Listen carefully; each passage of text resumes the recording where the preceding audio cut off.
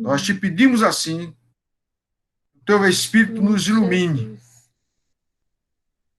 Em nome de Jesus. Amém.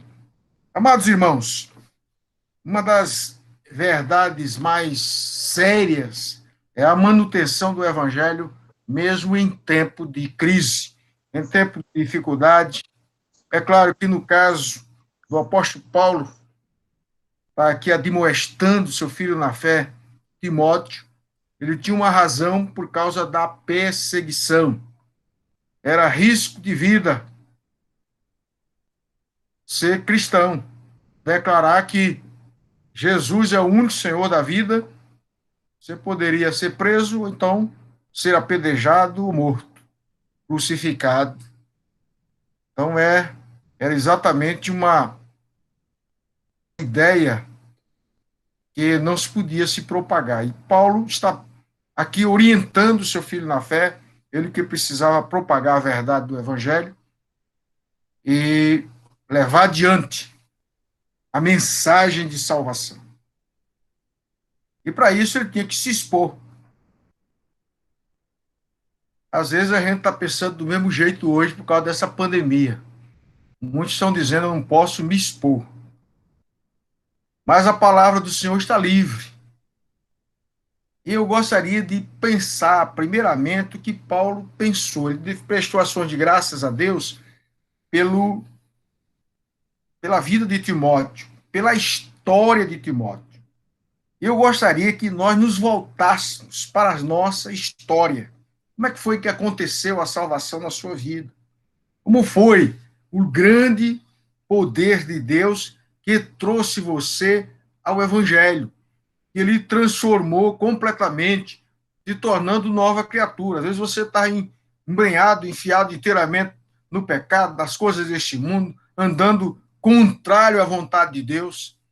De repente, um milagre aconteceu. Você começou a ver e enxergar as verdades do Senhor.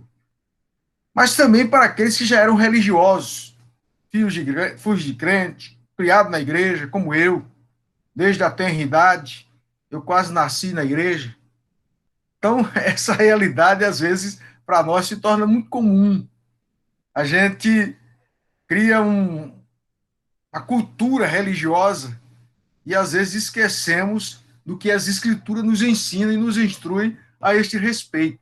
Então, Paulo procura, na verdade, chamar Timóteo à realidade da sua história. Veja aí, por esta razão, que razão? Aí está aqui nas ações de graças dele. Dou graças a Deus, a quem desde os antepassados sirvo, como consciência pura, porque sem cessar me lembro de ti, nas minhas orações, noite e dia. Lembrando das tuas lágrimas, estou ansioso para ver-te, para que eu transborde de alegria. Pela recordação que guardo da tua fé sem fingimento, a mesma que primeiramente habitou em tua avó Lloyd e em tua mãe Eunice, e eu estou certo de que também em ti. Então eu creio que muitos de nós temos a história, fomos criados no Evangelho, aquela benção de ir para a igreja, de participar, de estar presente, de estar junto com os nossos pais desde então. Mas há um perigo do arrefecimento da fé. Alguns inventaram a ideia dos desengrejados. Vamos desengrejar. Não tem jeito. A gente precisa ser engrejado. O corpo de Cristo é um único, é um só. E é preciso que nós sejamos congregando, sejamos juntos nesse sentido. É claro que a pandemia tirou esse privilégio, e eu sinto muita falta de muitos irmãos queridos que não podem estar presentes. E a gente quer criar meios e elementos para estar junto destes irmãos. E Deus vai nos dar a graça para isso.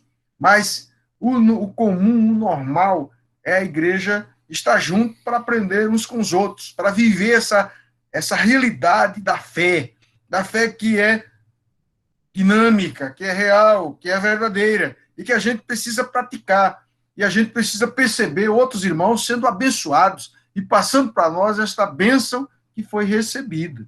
Então, o apóstolo Paulo, primeiramente, ele diz, ele está lembrando exatamente, antes da admoestação, na sua demonstração, a história religiosa, a história de vida cristã, da conversão de Timóteo, depois do seu chamado para o ministério, da imposição das mãos sobre a sua cabeça. Então, esse chamado, essa coisa, e eu creio que isso aconteceu com você também. Um dia Deus trabalhou no seu coração, você foi tocado pelo Senhor, e disse: eu quero fazer parte da igreja, quero ser membro da igreja. Aí passou pela classe catecúmena, foi batizado, ou aqueles que foram batizados quando criança, fizeram a sua pública profissão de fé, uma realidade vivida por todos nós. Então, diante dessa história que foi benéfica, que foi abençoadora, a gente precisa crescer nesta verdade. Não começar a dizer: olha, não tem muito valor. Tem todo o valor aquele ensinamento primário lá do seu pai e da sua mãe, quando levou você à escola dominical, quando trabalhou para que você cresça no Senhor Jesus Cristo. E aqueles queridos irmãos que não tiveram esse privilégio, mas no caminho da sua vida, eles encontraram, como Paulo, a Jesus Cristo, e tiveram que se humilhar diante dele, como Paulo fez, e reconheceram Jesus como Senhor de suas vidas, e agora estão seguindo o Evangelho. Então, a demonstração que Paulo faz a Timóteo, ele lembra a história primeiro, e depois ele diz assim: te admoesto que reavives o dom de Deus que há em ti. Reavives o dom de Deus que está em ti. Ele está dizendo: olha, não é comum retroagir, não é comum nós ficarmos na retaguarda se escondendo. É como se Paulo dissesse assim: mostre a cara, porque o dom de Deus está sobre você. Há um poder do Espírito Santo na sua vida. Há uma ação do Espírito Santo agindo em você. Então, mostre o rosto, mostre o seu testemunho, vá adiante. Mas e as ameaças? Amados, a igreja sempre orou, não pedindo para. Eu lembro capítulo 4 de Atos, quando você lê, a igreja ora da seguinte forma: Senhor, olha para as suas ameaças, mas conceda aos teus servos que fale ousadamente a tua palavra, enquanto estendes a mão para fazer curas, sinais e prodígios, através do santo nome do teu servo Jesus. E lá em capítulo 4 diz: eles, tendo acabado de orar, a palavra diz que o chão tremeu e eles novamente foram cheios do Espírito Santo. E começaram a falar ousadamente a palavra de Deus. Então, saiba que quando a gente está defiando na fé, é falta de oração. A gente precisa orar, precisa buscar o Senhor, se colocar diante de Deus: Senhor, muda esse negócio, que eu estou meio entristecido, estou meio assim, escanteando a tua verdade, eu quero chegar junto, eu quero estar na primeira linha, eu quero o Senhor ter o dinamismo, ter a força. Aí ele diz aí: por que você tem que fazer isso, Timóteo? Porque você tem que reavivar o dom de Deus que há em você. Por quê? Deus não nos deu o espírito de covardia, mas de poder, de amor e de moderação. Então, essas três forças devem mobilizar-nos para fazer a obra do Senhor. O poder de Deus, que é o dinamis divino, que é obra do derramamento do Espírito Santo na nossa vida. O amor, que está sendo derramado no nosso coração pelo Espírito Santo. Temos que amar o Senhor, mas amar também aqueles que estão perdidos e ir atrás deles, em nome de Jesus. E moderação é exatamente esse tratamento. Alguns pensam: não, eu vou andar cautelosamente. Não é isso. Moderação aqui, nesse sentido, é você ser uma pessoa perdoadora, compassiva, que ame as pessoas e que estejam misericordiosamente agindo em nome do Senhor para abençoá-las. É isso que Paulo está dizendo.